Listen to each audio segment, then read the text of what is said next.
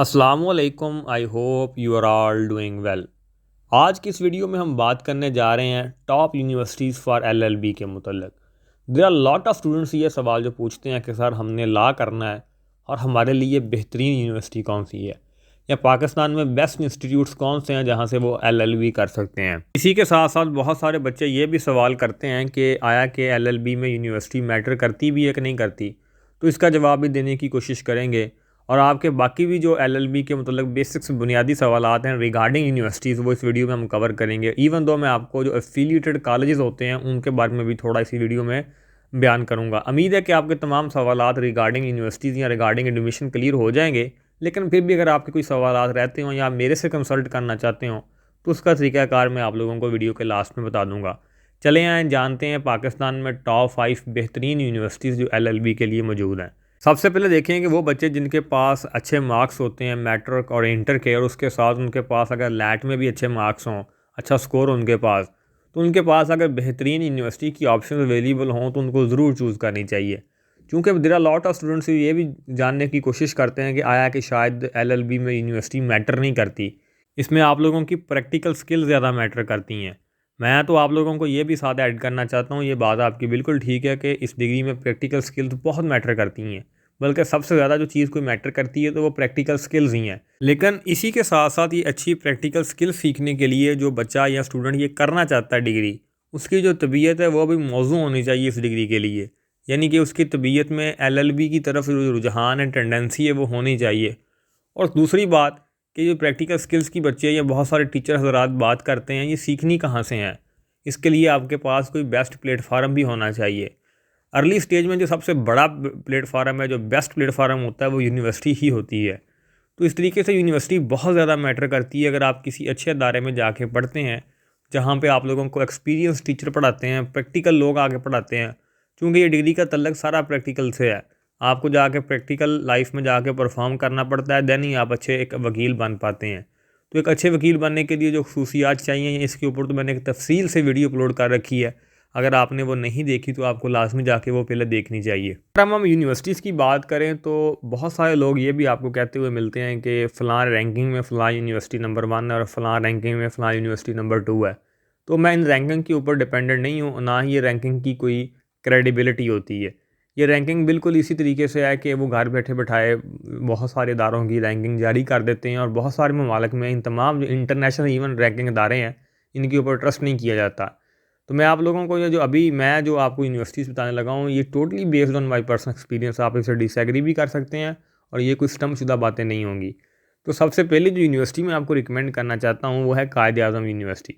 Quaid-e-Azam university Islamabad में located है, जो कि बहुत ही मौजूद अदारा है अगर आपने एलएलबी करना है। ये एक सरकारी यूनिवर्सिटी है। यहाँ पे फ़ीसेस के लिहाज से भी आपको इतने ज़्यादा आपके ख़र्चे नहीं होते और आप बड़ी आसानी से ये डिग्री हासिल कर सकते हैं वहाँ से। और अगर आपके मार्क्स अच्छे हों और आपका कायद-ए-आज़म यूनिवर्सिटी में दाखिला हो रहा हो तो आपको ज़रूर इसको चूज़ करना चाहिए। और इसी के साथ जो दूसरी मैं बेस्ट यूनिवर्सिटी आपको एक्सप्लेन करना चाहता हूँ या बताना चाहता हूँ, उस यूनिवर्सिटी का नाम है लम्ज़ यूनिवर्सिटी, जो कि लाहौर में लोकेटेड है। ये एक प्राइवेट इंस्टीट्यूट है और इसकी फ़ीसेस इंतहाई ज़्यादा है, नो डाउट ये एक आम बंदा अफोर्ड नहीं कर सकता। लेकिन अगर मैं आपको कहूँ ये पाकिस्तान का one of the best institute है तो इसमें कोई गलत बात नहीं होगी एजुकेशन के लिहाज से।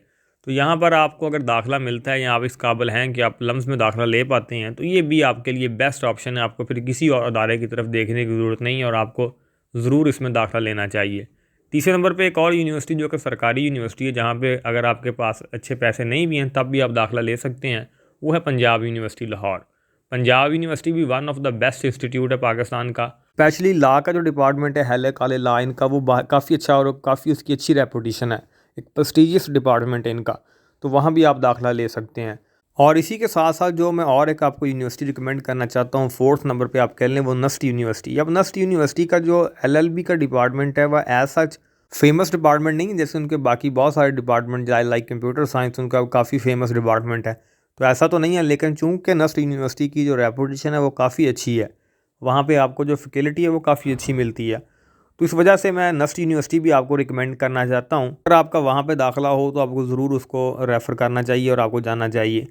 और फिफ्थ नंबर पे यूनिवर्सिटी ऑफ कराची की मैं बात करना चाहता हूँ। जो कराची के बच्चे बहुत सारे वीडियोस देखते हैं तो उनके लिए रिकमेंडेड है कि अगर आपका दाखिला यूनिवर्सिटी ऑफ कराची में आपको मिल रहा हो तो आपको ज़रूर उसको चूज़ करना चाहिए, वहीं पर एक यूनिवर्सिटी में आपको KPK वालों के लिए यूनिवर्सिटी ऑफ पेशावर है, तो वो भी एक अच्छा उनका डिपार्टमेंट है। अगर आपको वहाँ भी दाखिला लेने का मौका मिले तो आपको ज़रूर उसको कंसिडर करना चाहिए।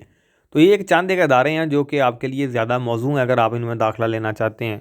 लेकिन अब बात उन बच्चों की जिनका दाखिला इन यूनिवर्सिटीज़ में ना हो पाए, उनके मार्क्स कम हो या वो किसी वजह से ट्रैवल ना कर सकें, तो वो इन अदारों में ना आ सकें, उनके लिए फिर क्या है।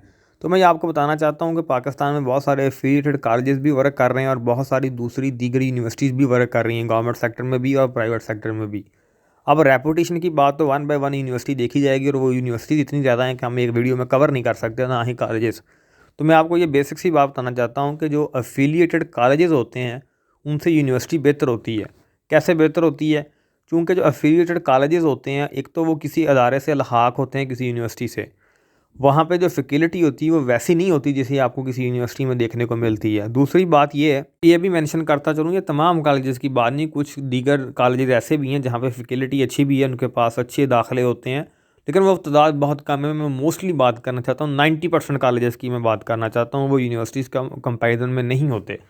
और आपको दूसरा ये कि वहाँ पे एनुअल सिस्टम होता है और यूनिवर्सिटीज़ में आपको सेमेस्टर सिस्टम देखने को मिल जाता है। तो ये एक चंद एक बातों की वजह से आपको यूनिवर्सिटीज़ को ज़्यादा प्रेफरेंस देनी चाहिए। अगर आपका किसी यूनिवर्सिटी में दाखिला हो रहा है तो वो ज़्यादा बेहतर बात है।